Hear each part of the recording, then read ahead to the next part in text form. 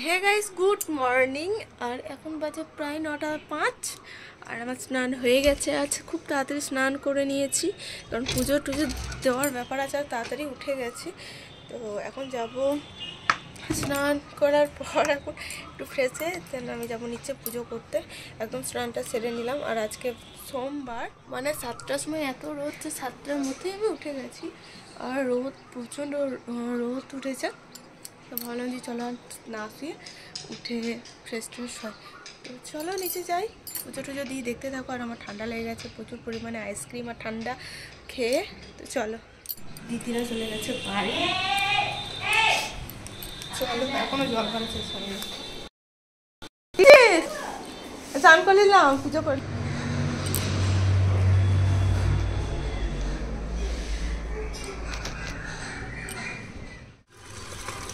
এই যে এসির মেশিনটা, এই জলটা ভরে নিই,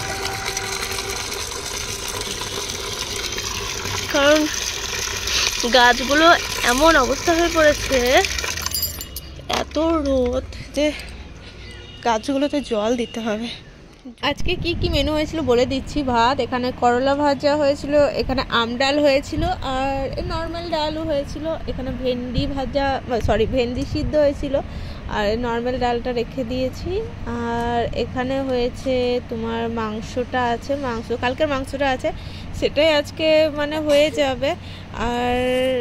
আর এখানেও দেখো একটা মাংস রান্না করা আছে, দু জায়গায় মাংস রান্না করা আছে। আর নিচে কি ছিল বলো তো, নিচে মাছের টক ছিল, আমি আর হাঁড়িটা তুলতে পারিনি যেহেতু ভাত ছিল। আর সকালে বাবা অফিস গেছিলো, ভাত খেয়ে দেয়, এখানে আলু সেদ্ধ করে রাখা আছে। শুকিয়ে গেছে বাবা।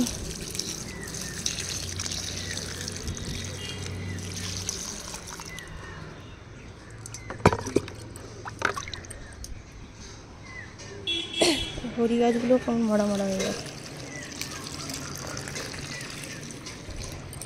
কারণ আমি রবিবারে হরি গাছে জল দিই না, কারণ এটা শুনেছি যে হরি মানে উপবাস থাকে সেদিনকে, সেই জন্য আমি হরি গাছের জলটা ঠিক দিই না।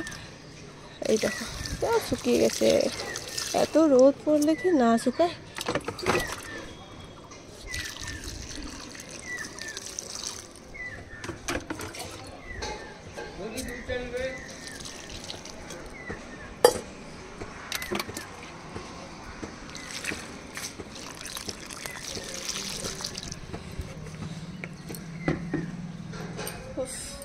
তারপর মেয়েকে নিয়ে চলে গেলাম বাজার, কারণ শাঁখা বাঁধানো দুটো আমার পড়ে আছে, তো 2-4 দিন ধরে পড়ে আছে, সেই জন্যে রিস্ক লাগছিল একটু। যাই হোক, যেহেতু পয়লা বৈশাখ উপলক্ষে ধোয়া মোছা করেছে দোকান, যদি হারিয়ে যায়, জানি ওদের কাছে হারাবে না, তবুও একটু রিস্ক লাগছিল। তো মেয়েকে রেডি করেই চলে গেলাম বাজার, টোটো তাকে চাপিয়ে নিয়েছি, ও খুব আনন্দ পাচ্ছিল। আর বাইরে নিয়ে যাওয়া মানে কি বলতো, এত রোদ গরম, ওকে না নিয়ে যাওয়াই উচিত ছিল। তো যেতেই দুটো ক্যালেন্ডার আর দুটো মানে মিষ্টি মানে মিষ্টি দিয়েছে, দেখো দুটো প্যাকেট দিয়ে দিয়েছে, একটা আমার একটা আমার জায়ের। তো যাই হোক, এখন বাজে সন্ধ্যে 7টা। আর আমি চলে এসেছি রান্নার জন্য। দেখি রুটি, মাংস ভাজা আর আলু ভাজা একটু চল করে নিয়ে ফটাফট, তারপর লাইভে আসবো, রান্নাটা করে নিই। এখানে করেছি পরোটা আর রুটি, এই আলু ভেজেছি। আর এখানে আছে মাংসটা দেখছো, পেঁয়াজগুলোকে পুড়িয়ে দিয়েছি, আর কিছু না। আর এই ভাতটা রাখা আছে, রাতের এটাই মেনু।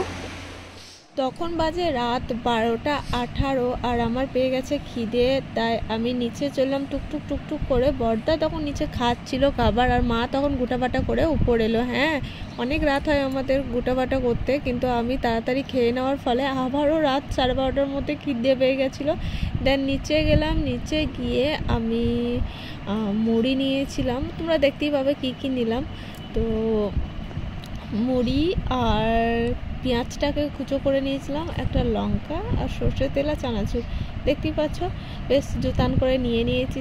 এবার উপরে গিয়ে একটু জল মাখিয়ে মুড়িটাকে খেয়ে নিয়ে পেটটাকে শান্তি করা, আর কিছু না, খিদে পেয়ে গেছে। আর মিষ্টি খেতেও ইচ্ছা করছিল না, কারণ মিষ্টি অনেক খাওয়া হয়ে গেছে, খুবই ভয় লাগছে মিষ্টি।